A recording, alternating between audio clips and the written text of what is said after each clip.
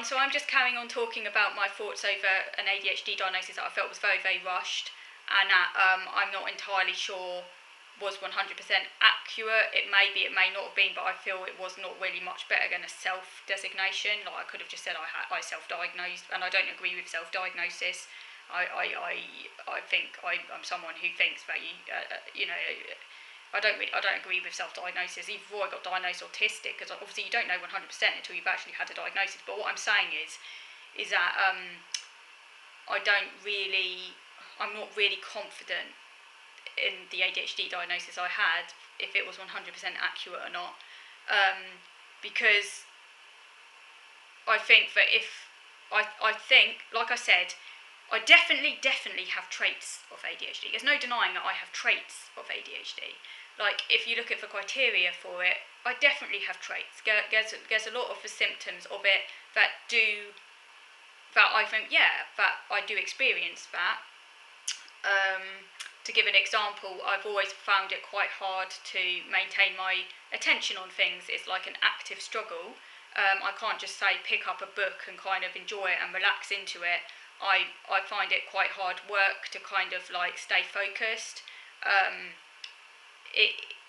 But the thing is, I can maintain focus, and sometimes for quite a long period of time. But it's never a kind of relaxing.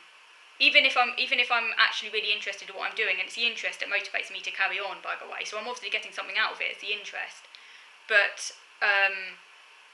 it always feels kind of like an uphill struggle to kind of block out other distractions. However, that probably is part of my autism, to be fair, because autism, sensory issues are part of autism, like if there's, having to not being able to read without white noise to kind of block out other noises, because if there's another noise, I'm immediately like, what is that noise? And I get all distracted and I can't focus. That's probably just part of the autism, and so the fact that attention has always been quite fickle for me and hard work to maintain, it's probably a lot of that is probably explained by my autism and sensory issues, not necessarily ADHD. I'm not sure. Still, even though I've got that diagnosis, I'm still not entirely sure it's 100% accurate. But anyway, the other thing is that I'm very driven by routine. So I stick to routines. That's the very strong autism part of my profile.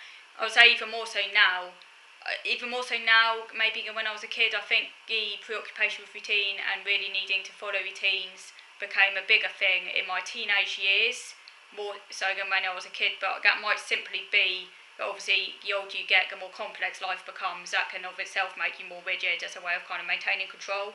And also when I was younger, my parents followed, but my mum in particular was someone who followed routines, like was very, very, very routine bound. So she herself kind of created routines and structure anyway when I was a kid, so I didn't have to think so much about creating it for myself. So I think when I got older, I just kind of like created my own routines and structure. So I think I still needed it a lot when I was a kid. It's just that it was already provided there for me, and I think also I didn't have quite so much anxiety when I was a kid, and I think anxiety can also make you more rigid anyway. So I think that part of my profile has become a lot more prominent the older I've got. But certainly from late childhood and on to being a teenager and into an adulthood even more so, I've had to follow very strict routines. I do everything by the clock.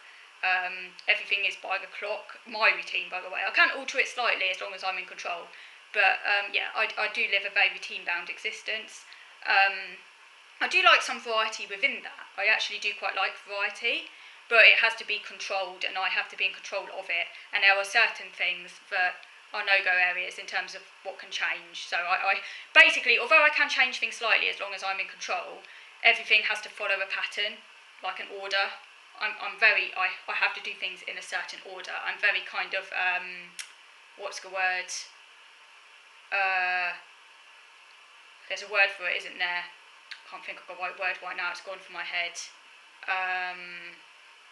Can't think of the right word, but yeah, I have to do everything in a certain order. So routine. I'm not someone who takes risks. I'm not someone who does that. Generally speaking.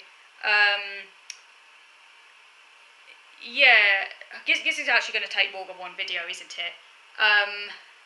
So like I said, back to the ADHD thing, there are certainly traits of it that obviously are very much a part of my profile, and that's why I sought out an assessment, by the way, really just because I was curious as to know about this distinction, but I was expecting a more thorough assessment, and that's why I feel that this assessment was rushed, and I'm not 100%, I don't really 100% trust it anymore, much more than say I would trust a self-diagnosis, and I'm not someone who can self-diagnose with anything because, you know, I'm not, I'm just not someone who can do that. So I'm not one of these people who can say, oh, I relate to some of traits, I have ADHD, I can't do that. So because the assessment didn't feel thorough enough, and it didn't really feel like it properly disentangled the other parts of my profile, it didn't disentangle the features of ADHD adequately enough for my autism and for my OCD and anxiety. That's really why I'm struggling to really trust and accept the diagnosis. And I can say I'm autistic because,